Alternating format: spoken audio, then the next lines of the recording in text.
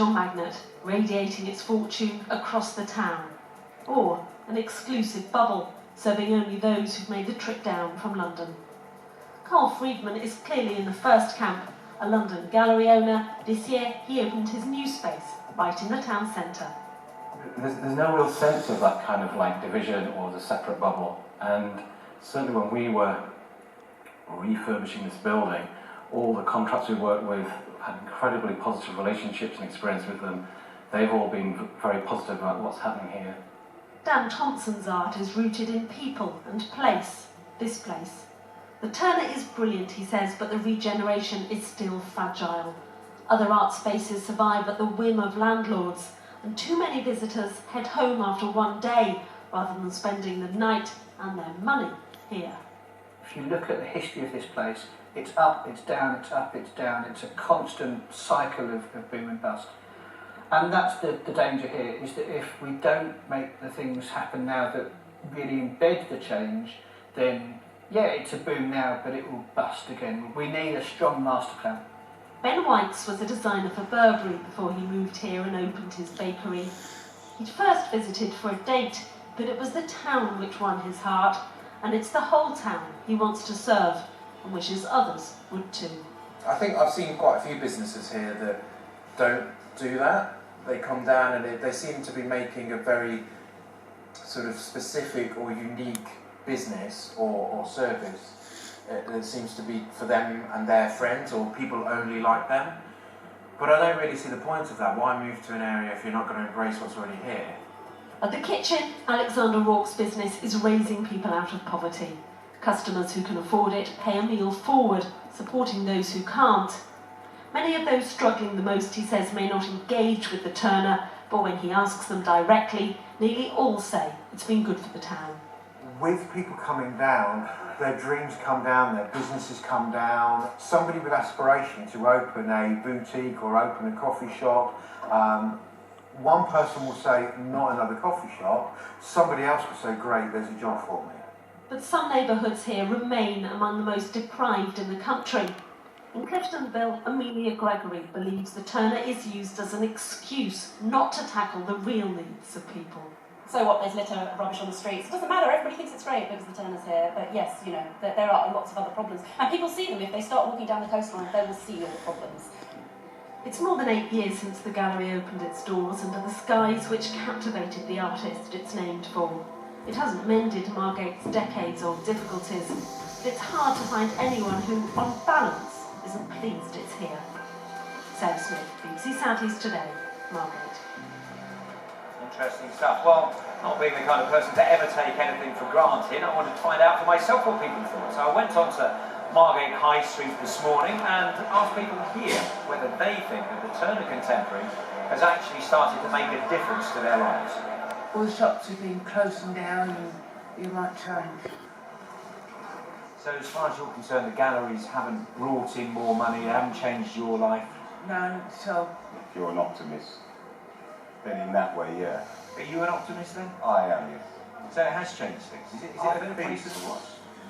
Yeah, as far as I know, the last, say, 10 years, it's got there's more people coming down here, probably because of the service centre and a few other things that are opening up down here. There's a lot of these pop-up art places just opened up, and they seem to be very popular. It has brought people to the area, but they go to the Turner Contemporary and then leave. So they don't really come anywhere else, go out the high street or down the seafront. I think doing that's made a big difference though. You can see through, looking through town, that there's no extra businesses here. It hasn't brought us a huge amount of money, not that I'm aware of. Hasn't changed your life? No. It declined quite a lot when I was younger, but now there are more shops coming, like the regeneration of the centre is good. And I do like the Turner. Yeah, it is good. Did you actually go in and have a look at the Oh art? yeah, definitely. We take our little ones. We take our little ones in there, yeah. My 3-year-old loves going in there and seeing what's new. Really interesting split of opinions there, isn't it? Let's have a chat with a couple of people who are involved in the art scene here in Margate. You might recognise this gentleman, Russell Tovey, actor, and also now curator of the fringe event that's going on around this. That's right, that has just happened. I've been curating Margate Now, which is happening alongside the Turner Prize. You're a bit of an art freak, you were telling me. That's your thing. Geek, not freak, but nerd. Yes, that's me.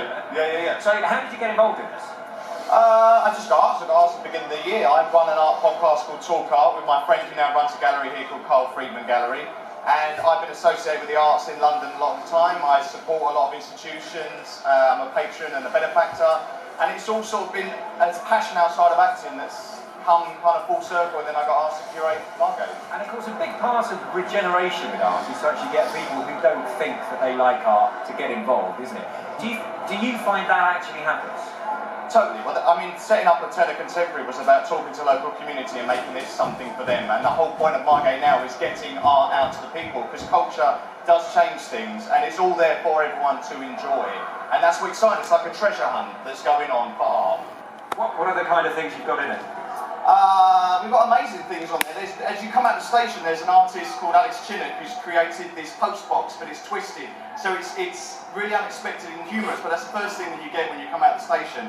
If you carry on, there's a map that's available, so you can follow it all around to follow the treasure hunt. But we're in really unexpected places, and it's about people discovering Margate for themselves on this kind of hunt with this map, and that's what we're doing to open the town up alongside the Turner Prize. Awesome, thank you. Let's have a chat as well with Hedley Swain.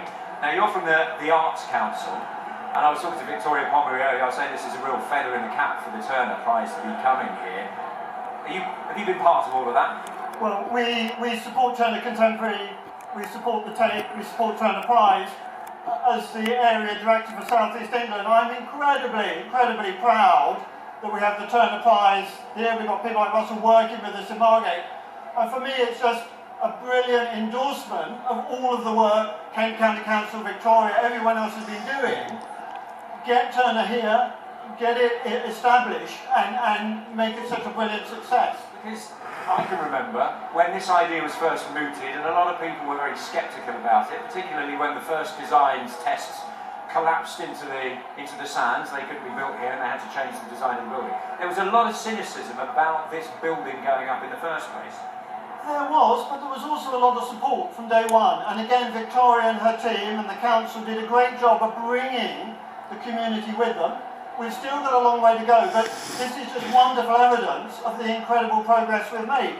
And the evidence is, a vast number of people now come to Margate because of Turner Contemporary, and the evidence is people want great art and culture in their communities. You're hoping something like 250,000 people are going to come and actually see this show? At the very least, I hope.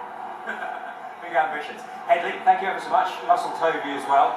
Don't forget, of course, that you can keep in touch with all the stuff that's going on to do with the Turner Contemporary and the prize itself through our various social media outlets. Of course, we're on Facebook, and we're on Twitter, and we're on Instagram, as well, of course, on the BBC News web pages. Now, let's take a look and see what's going to actually be going on. Turner called them the loveliest skies in Europe here down in Thanet. We had some terrific rainstorms going on earlier today, with some beautiful sunset now. Let's see what the weather is going to be doing for the weekend. Here's the image. Thank you very much, Rob.